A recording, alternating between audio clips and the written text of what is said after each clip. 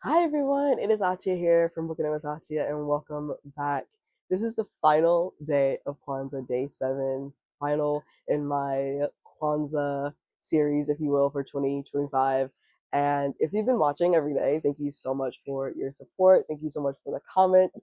And it's been a great old time, and I definitely plan on doing this next year, or well, I guess it's January 1st, but I plan on doing this in 2026 as well. But we're getting into the 7th and final principle of Kwanzaa, which is Imani, which stands for faith. And like in the previous 6 videos, which you should definitely check out, I'm going to briefly explain what Kwanzaa is. Created by Dr. Malana Karenga in 1966, Kwanzaa is a week-long African-American and Pan-African holiday taking place December 26th through January 1st. Kwanzaa celebrates family, community, and culture and blends communitarian values and the practices of continental African and African American cultures. Each day of the week-long holiday focuses on one of the Nguzo Saba, or the 7 principles. Before we dive in, I do want to encourage you to check out my bonfire and my Etsy shop to get yourself some merch or some bookmarks. And in mid-January, you'll actually be able to get stickers from the Bibliophiles Unite Etsy shop, which is very exciting. I am over the moon that I'm actually able to make this happen in the way that I want it to. So make sure to favorite the shop so that when new listings are available, you are one of the first to know. And if you like to support my content on a monthly basis, you can consider becoming a channel member or a Patreon member. All of it is appreciated and supported. It's been an incredible year of community building and connecting, and I am just like forever grateful. You have no idea how much this channel and this community means to me. And I didn't intend to say that in this video, but I guess in terms of just like having faith that what you're putting out into the world and what you're curating, the content that you're doing is resonating with some people or enjoyable for some people or helpful is great and awesome. And I've had a blast on booktube this past year. I really have. So getting into the 7 books for Imani, the last 7 books of my Kwanzaa recommendations, we're going to start out with actually a Black classic that I read in November that I absolutely fell in love with, and that is The Street by Ann Petrie. The Street tells the poignant, often heartbreaking story of Ludi Johnson, a young Black woman, and her spirited struggle to raise her son amid the violent poverty and racial dissonance of Harlem in the late 1940s. Ludi is confronted by racism, sexism, and classism on a daily basis in her pursuit of the American dream for herself and her son, Bub. Ludi fully subscribes to the belief that she follows the adages of Benjamin Franklin by working hard and saving wisely, she'll be able to achieve the dream of being financially independent. The first novel by an African-American woman to sell more than 1 million copies, its haunting tale still resonates today. Book number 2 is going to be Daughter in Exile by B.C. Ajapan. Lola is 21 and her life in Senegal couldn't be better. An aspiring writer and university graduate, she has a great job, a nice apartment, a vibrant social life,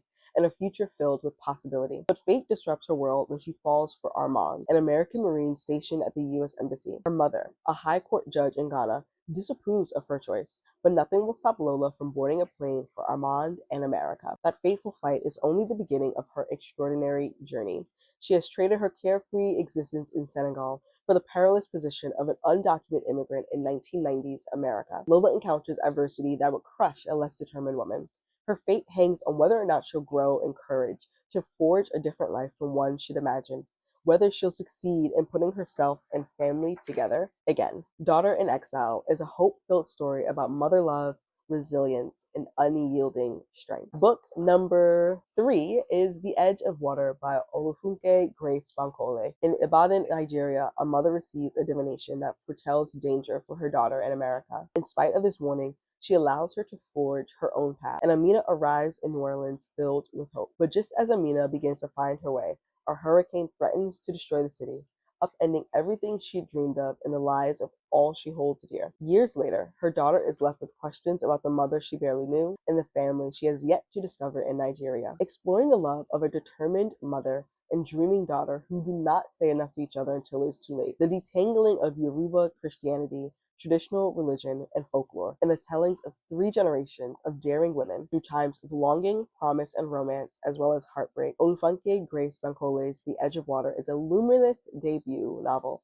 about a young woman brave enough to leave all she knows behind, and the way her fate transforms a family destined to stay together. Then we have another Black classic, Jubilee by Margaret Walker. Jubilee tells the true story of Vairi, the child of a white plantation owner and his Black mistress. Vairi bears witness to the South's antebellum opulence and to its brutality, its wartime ruin, and the promises of Reconstruction. Weaving her own family's oral history with 30 years of research, Margaret Walker's novel brings the everyday experiences of slaves to light. Jubilee churns with the hunger, the hymns, the struggles, and the very breath of American history. Book number 5 is Ruin Road by Lamar Giles. Cade Webster lives between worlds. He's a standout football star at the right school, but lives in the wrong neighborhood. If you let his classmates tell it, everywhere but home, people are afraid of him for one reason or another. Afraid he's too big, too fast, too ambitious, too Black. Then one fateful night, to avoid a dangerous encounter with the police, he ducks into a pawn shop. An impulse purchase and misspoken desire change everything when Cade tells the shopkeeper he wishes people would stop acting so scared around him, and the wish is granted. At first, it feels like things have taken a turn for the better, but it's not just Cade that people no longer fear, it's everything. With Cade spreading this newfound courage wherever he goes, anything can happen. Fearless acts of violence begin to escalate in both his neighborhood and at school. Something monstrous is clearly at work, and it's up to Cade to stop it. But just what did he buy, and what's the price to undo the damage? After all, the devil's in the details. Book number 6 is another Black classic. I don't know,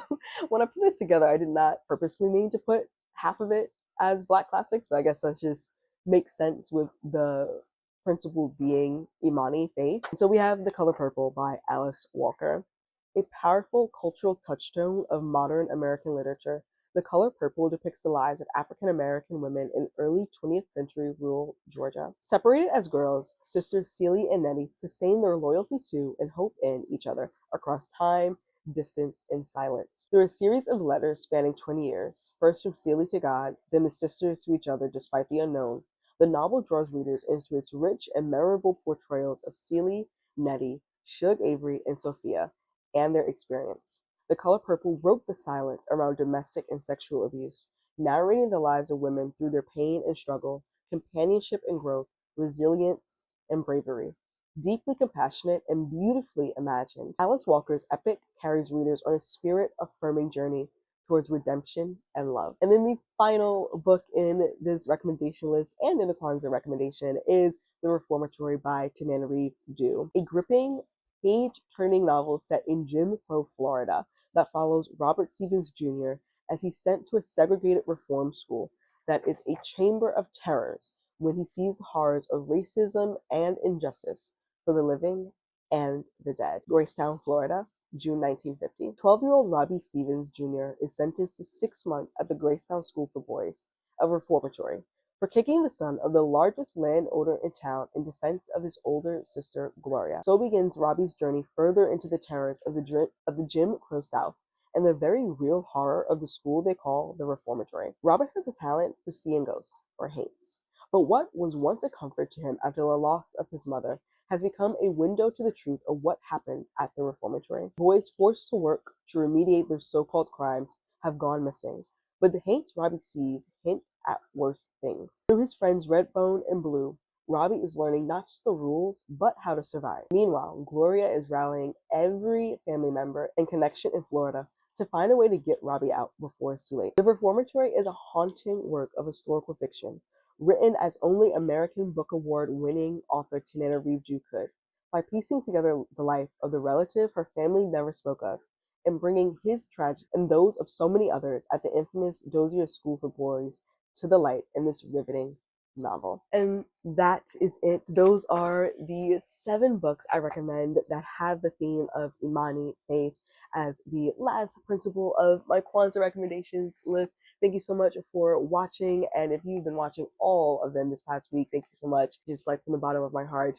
And make sure to check out all the links below, including the links to my Etsy shop, which will have stickers coming later in January, and my bonfire, which has merch. If you'd like to support my content on a monthly basis, you can consider becoming a channel member or a Patreon member. And if you'd like to switch on over to Libro FM for all of your audiobook needs, make sure to check out my affiliate link below. I get a free audiobook and you get a free audiobook if you use that link. Plus, Libro FM supports independent, which is always super awesome. Make sure to check out all of my socials as well as my Discord, Bibliophiles Unite Discord. We are doing a buddy read of My Heart is a Chainsaw by Stephen Graham Jones in January. So make sure to check that out if you want to join us.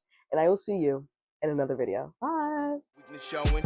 I ain't living for the moment. I see what's mine and I want it. Hungry like a Pac-Man. I'm Bruce Wayne and Batman. I'm Naruto with a Hanzo. Got a sharp mind like I'm Einstein. Plus I'm copywriting, so it's all mine. Check it for me. I'm